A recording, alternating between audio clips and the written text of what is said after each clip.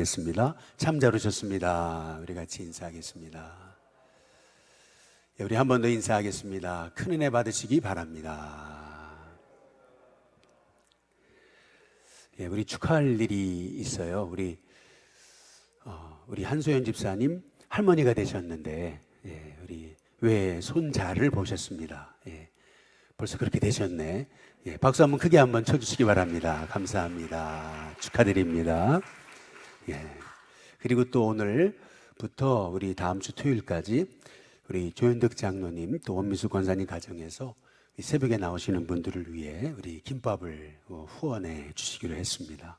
돌아가실 때 여러분 김밥 하나씩 다 받으시고 또 이렇게 함께 나눔이 풍성하게 해주셔서 감사하고 또 우리 함께 이렇게 축복하며 기도하는 시간이 됐으면 좋겠습니다.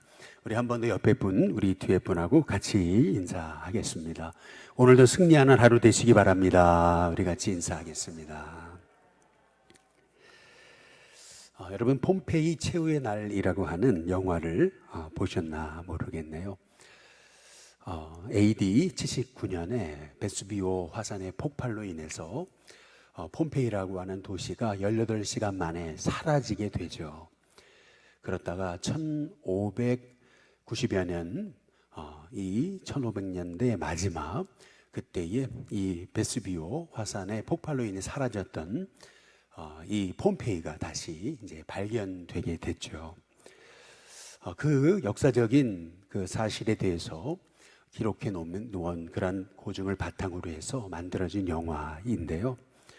물론 이 영화는 예수님의 다시 오심에 관한 그러한 내용을 담고 있지는 않습니다. 그러나 이 영화를 통해서 우리가 알 수 있는 한 가지 중요한 사실은 뭐냐면은 우리 주님이 생각지 않은 때 오신다라고 하는 얘기입니다.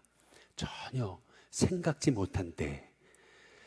그 영화를 보시게 되면은 그렇게 사람들이 여전히 그렇게 로마의 향락에 취해가지고 그렇게 살아가고 있을 때 갑작스럽게 이제 하늘에서 화산재가 떨어지죠. 그래서 막 도망치고 그러지만은 결국에는 다 화산재에 묻혀지는 이제 그러한 마지막으로 끝나는 이제 그런 영화입니다.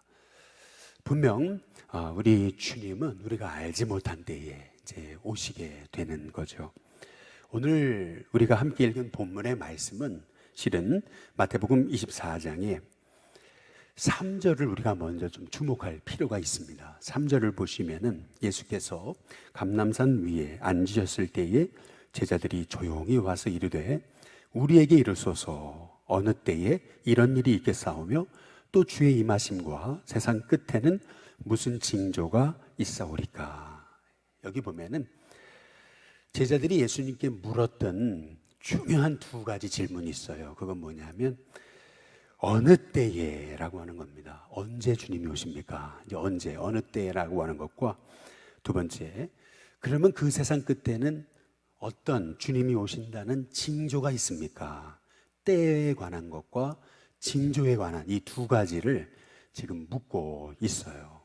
그 질문에 대해서 예수님이 답하시는 것이 마태복음 24장 그리고 25장입니다. 다시 말해서 우리가 잘 아시는 열처녀의 비유 그리고 달란트의 비유, 이 모든 것들이 다 마지막 때에 관한 그런 말씀의 비유인 거죠. 그래서 열처녀에 관한 비유 그리고 달란트에 관한 비유를 이 마지막 때에 관한 관점으로 보지 않으면 이 말씀은 해석하기 어려운 겁니다. 잘못 해석하게 이제 되는 거죠. 어느 때에 그리고 무슨 징조가 있습니까? 이 대답으로 주어진 것이 24장의 내용. 마지막 때는 적그리스도가 일어날 거다. 거짓 선지자 일어날 거다.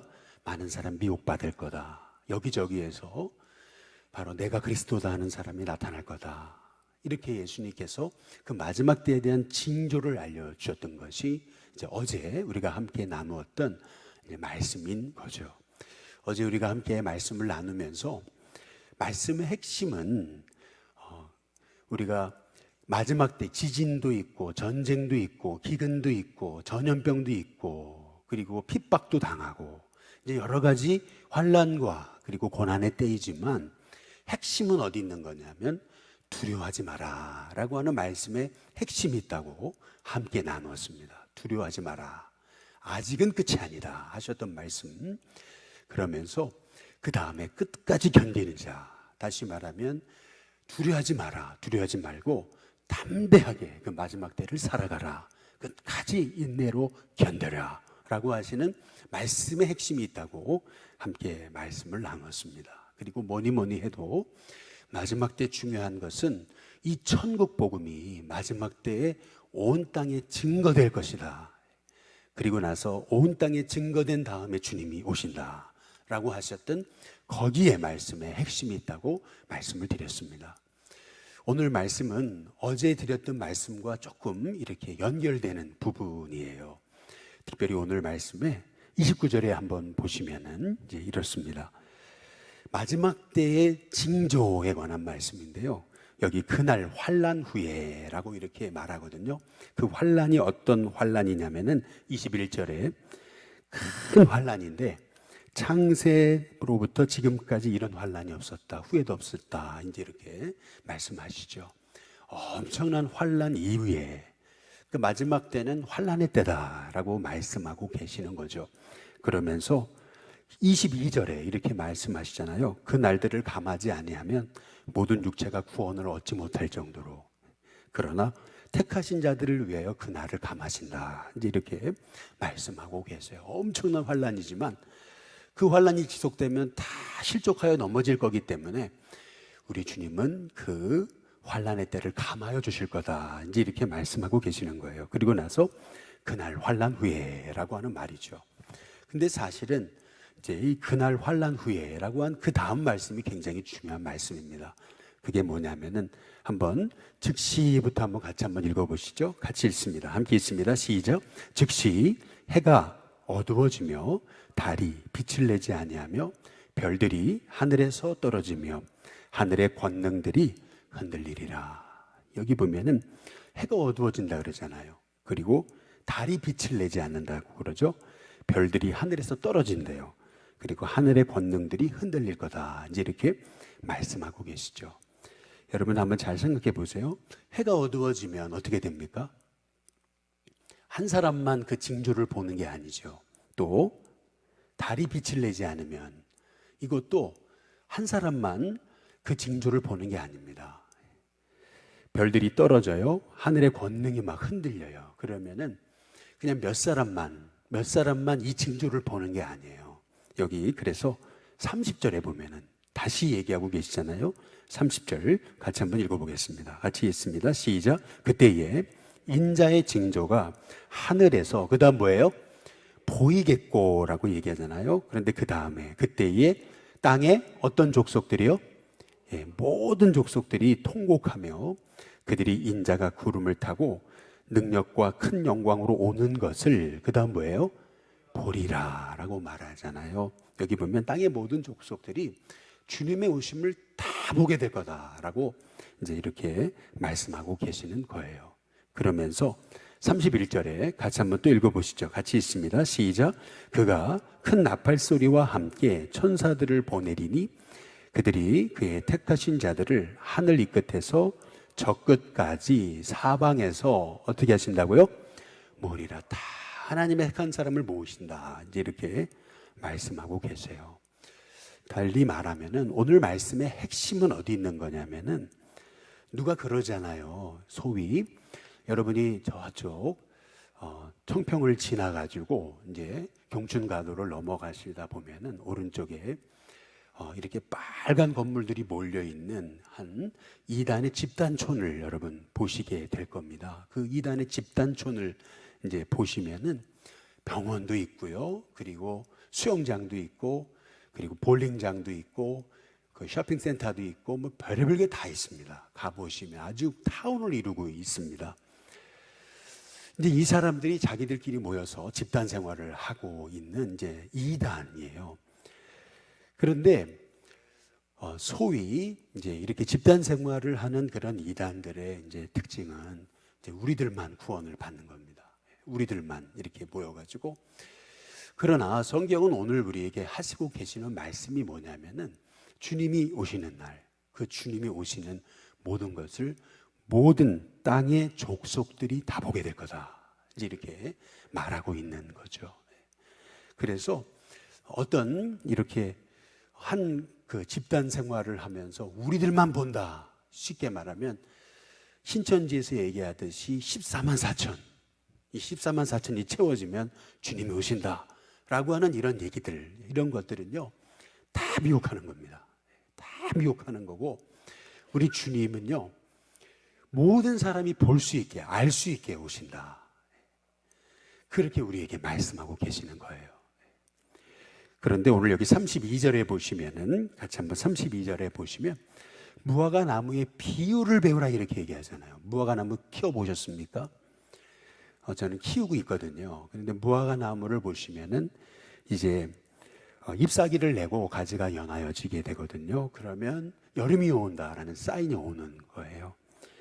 마찬가지로 여기 33절에 보면 이와 같이 너희도 이 모든 일을 보거든 이렇게 말하잖아요. 이 모든 일이라는 게 뭐냐면은 거기 5절부터, 오늘 우리가 함께 보지는 않지만 어제 봤던 5절부터 있는 그런 말씀들, 여기 28절까지 이 적그리스도가 일어나고 거짓 선지자가 일어나고, 그리고 곳곳에 지진이 일어나고 기근이 일어나고 전염병이 일어나고 그리고 전쟁이 일어나고, 이제 이런 사인들을 보게 되면은, 그러면 여기 인자가 가까이 곧 문 앞에 이른 줄을 알아야 된다. 이제 이렇게 우리가 알아야 된다는 거죠. 이게 다 사인이라는 겁니다. 그러면서 34절에 보시면 같이 한번 읽어보겠습니다. 함께 있습니다. 시작. 내가 진실로 너희에게 말하노니 이 세대가 지나가기 전에 이 일이 다 일어나리라. 이 세대, 여기서 세대라고 하는 말의 의미, 여기서 이 세대가 다 지나가기 전에 이 일이 일어난다. 이 말의 의미는 뭐냐면은 예수님 당시에 그때 바로 곧 종말이 온다라고 하는 말씀의 의미가 아니고, 이 말의 의미는 그처럼 긴박함을, 긴박성을 말씀하고 계시는 겁니다. 그처럼 긴박성. 그러면서 35절에 천지는 없어지지만 내 말은 없어지지 않는다. 반드시 주님 오신다. 이제 그 말씀을 하고 계시잖아요. 근데 여기서 우리가 이 마지막 때에 관한 아주 중요한 그러한 우리가 성경적인 태도와 시각을 우리에게 알게 하는 한 중요한 영어 단어가 있습니다. 그것이 뭐냐면 already not yet입니다. 다시 말하면 이미, 그러나 아직은 이라는 뜻이에요. already not yet.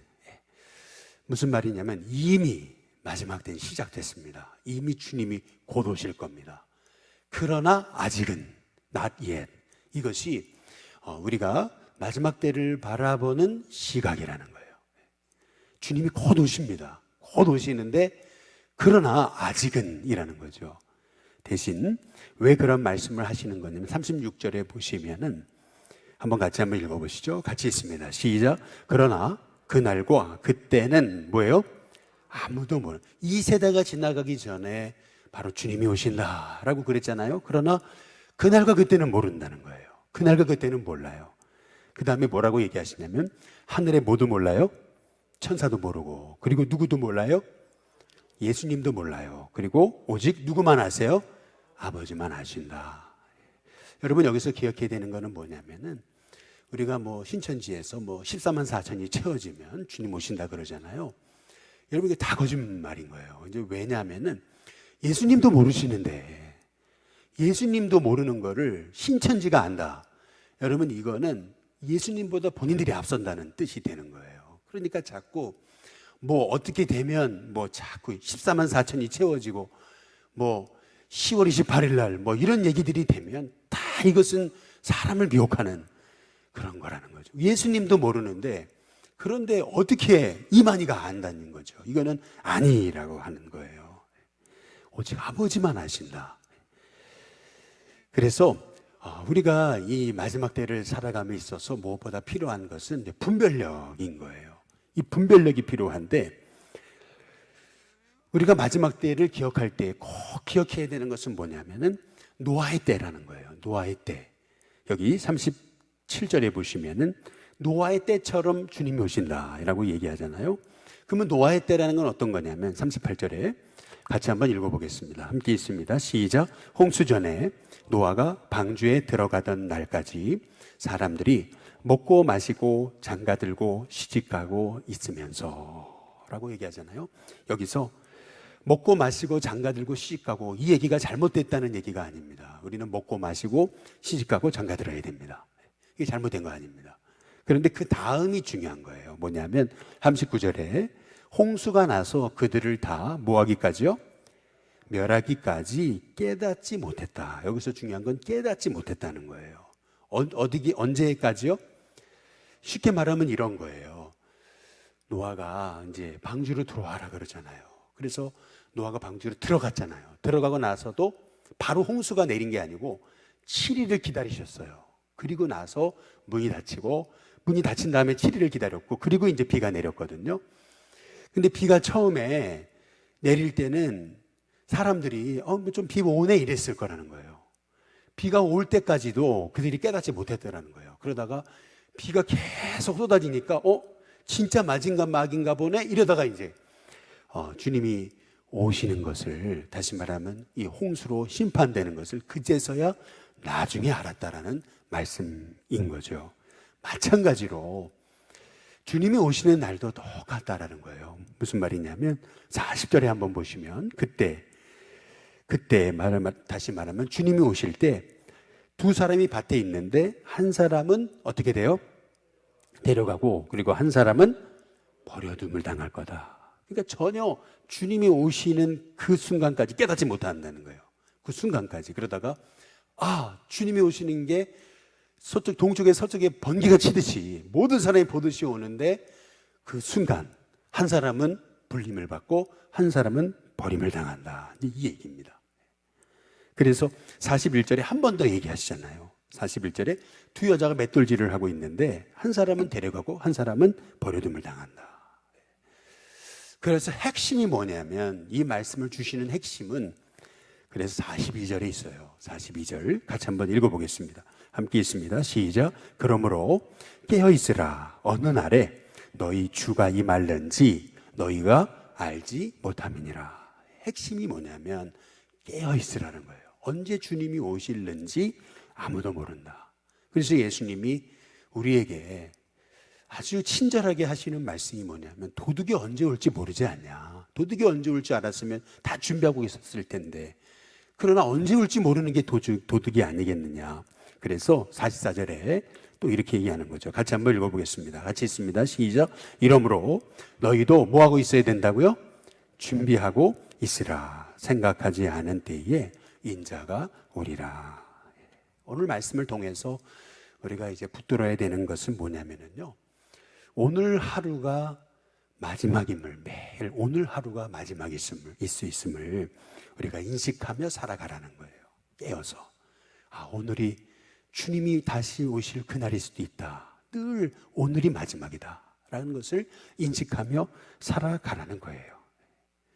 그러면 어떻게 사는 것이 오늘이 마지막임을 인식하며 그렇게 마지막 때를 준비하며 사는 것일까? 그것은 뭐냐면 45절에 한번 보시면은 이렇게 얘기하잖아요. 충성되고, 그 다음에 어떤 종이요?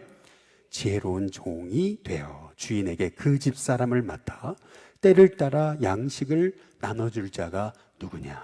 다시 말하면 오늘 매일 하루하루를 청지기로 살아가라는 거예요. 언제 주인이 오실지 모르는 거예요. 언제 주님이 오실지 몰라요. 그때 5달란트 받은 사람, 2달란트 받은 사람처럼 충성되게 그렇게 하나님의 종으로 이제 살아가라고 이제 말씀하고 이제 계시는 것입니다. 오늘 우리가 이제 말씀을 정리하면서 우리가 좀 기억해 봐야 되는 것은 뭐냐면은, 이 마지막 때에 많은 사람들이 이제 관심을 어디다 두냐면은 언제, 그리고 어떤 현상, 징조, 여기에 관심이 있어요. 사람들이, 제자들도 그랬잖아요. 마지막 때 어떤 일이 있고 언제 주님이 오십니까? 이 때와 징조에 제자들이 관심이 있어요, 사실은. 그런데 실은 우리가 마지막 때에 언제냐, 어떤 현상이 일어나느냐, 이것보다 더 중요한 게 있어요. 그것은 뭐냐면은 베드로후서 3장 이제 9절부터 쭉 보시면은 이렇게 말씀하고 계세요. 어떤 사람이 말하듯이 주의 오시는 날이 더딘 것이 아니라는 거예요. 우리 주님은 한 사람이라도 더 구원받기 위해서 오래 참으신다는 거예요. 한 사람이라도 구원받기 위해서. 우리 주님이 더디 오시는 이유, 그것은 뭐냐면 아직 온 땅에 복음이 증거되지 않았기 때문이라는 거죠. 한 사람이라도 회개하기를 원하시는 것, 그것이 주님의 마음이시기 때문에 우리 주님은 기다리고 계시는 거다. 이제 그렇게 얘기합니다. 그리고 나서 베드로 3장 10절에 뭐라 하냐면 그러나 그날이 도둑같이 오리니 라고 말하고 있습니다. 그날이 도둑같이 온다.